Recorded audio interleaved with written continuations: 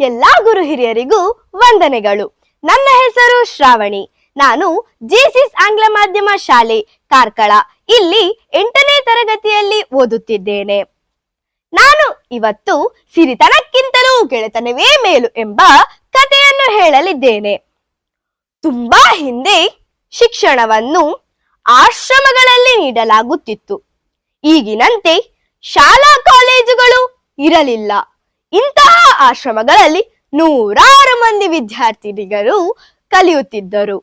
ಇವರಲ್ಲಿ ಗುರುಭಕ್ತಿ, ವಿಧೇಯತೆ, ಕಲಿಯಲು ಉತ್ಸಾಹ ತುಂಬಿ ತುಳುಕುತ್ತಿತ್ತು.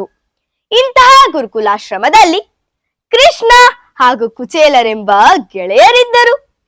ಕೃಷ್ಣ ಸಿರಿವಂತ, ಕುಚೇಲ ಬಡವ. ಇಬ್ಬರೂ ಸುಗುಣವಂತರು. ಆಶ್ರಮದಲ್ಲಿ ವಿದ್ಯೆ ಕಲಿತ ನಂತರ ಅವರವರ ಮನೆಗೆ ತೆರಳಿದರು. ಕುಚೇಲನಿಗೆ ಮದುವೆಯಾಯಿತು.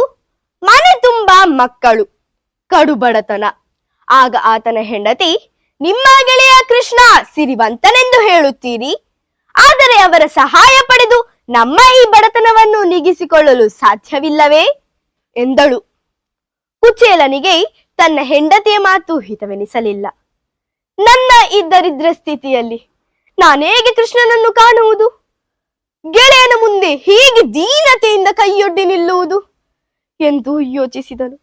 ಹೆಂಡತಿಯ ಒತ್ತಾಯಕ್ಕೆ ಮಣಿದು ಕೃಷ್ಣನ ಬಳಿ ಹೋಗಲು ನಿರ್ಧರಿಸಿದ. ಹರಿದ ಪಂಚೆಯಲ್ಲಿಯೇ ಹೊರಟ. ಆಗ ಆತನ ಹೆಂಡತಿ, ನಮ್ಮ ಪ್ರೀತಿ ಪಾತ್ರರನ್ನು ಕಾಣಲು ಹೋಗುವಾಗ ಬರಿಗೈಯಲ್ಲಿ ಹೋಗಬಾರದು, ನಮ್ಮಲ್ಲಿ ಇರುವುದನ್ನು ತೆಗೆದುಕೊಂಡು ಹೋಗಬೇಕು. ನಮ್ಮಲ್ಲಿ ಇರುವುದು ಹಿಡಿಯವಲಕ್ಕಿ ಮಾತ್ರ, ಅದನ್ನೇ ತೆಗೆದುಕೊಂಡು ಹೋಗಿರಿ ಎಂದು ಹರಿದ ಪಂಚೆಯಲ್ಲಿ ಹಾಕಿ ಕಟ್ಟಿಕೊಟ್ಟಳು. ಕುಚೇಲ ಖಿನ್ನತೆಯಲ್ಲಿಯೇ ಅರಮನೆಯ ಬಳಿ ಬಂದ. ಆಗ ಕೃಷ್ಣ ತನ್ನ ಅರಮನೆಯ ಅಂತಃಪುರದಲ್ಲಿ ತನ್ನ ಮಡದಿ ರುಕ್ಮಿಣಿಯೊಂದಿಗೆ ಆಟವಾಡುತ್ತಿದ್ದನು. ಕೃಷ್ಣ ಕುಚೇಲ ಅರಮನೆಯ ಬಳಿ ಬರುವುದನ್ನು ಕಂಡು ಸರಸರನೆ ಬಂದು ತನ್ನ ಗೆಳೆಯನನ್ನು ಅಪ್ಪಿಕೊಂಡನು. ಕೃಷ್ಣ ಹಾಗೂ ರುಕ್ಮಿಣಿ ಕುಚೇಲನನ್ನು ಸತ್ಕರಿಸಿದರು. ಕುಚೇಲ ಆನಂದದಿಂದ ಹಿಂತಿರುಗುವುದರಲ್ಲಿದ್ದ. ಆಗ ಕೃಷ್ಣನ ದೃಷ್ಟಿ ಆ ಅವಲಕ್ಕಿ ಗಂಟಿನ ಕಡೆ ಹೋಯಿತು. ಗೆಳೆಯ, ಅದೇನದು? ಆ ಗಂಟಿನಲ್ಲಿರುವುದೇನು?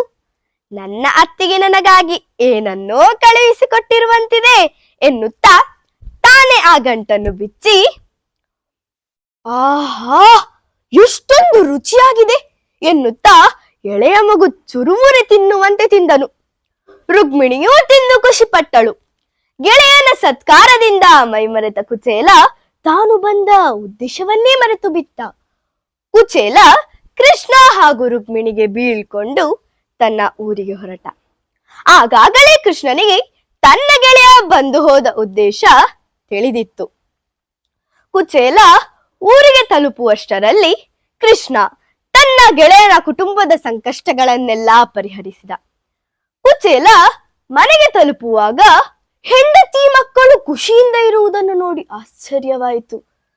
ನಿಜವಾದ ಸಂಗತಿ ಅರಿತ ಕುಚೇಲ, ಕೃಷ್ಣ, ನೀನು ಸಿರಿವಂತ, ಗುಣವಂತ, ಕರುಣಾಮಯಿ ಎಂದು ಧನ್ಯತಾ ಭಾವದಿಂದ ತನ್ನ ಗೆಳೆಯನನ್ನು ಸ್ಮರಿಸಿದನು. ಈ ಕಥೆಯ ನೀತಿ ಸಿರಿತನಕ್ಕಿಂತಲೂ ಗೆಳೆತನವೇ ಮೇಲು ಅಲ್ಲವೇ? ಧನ್ಯವಾದಗಳು.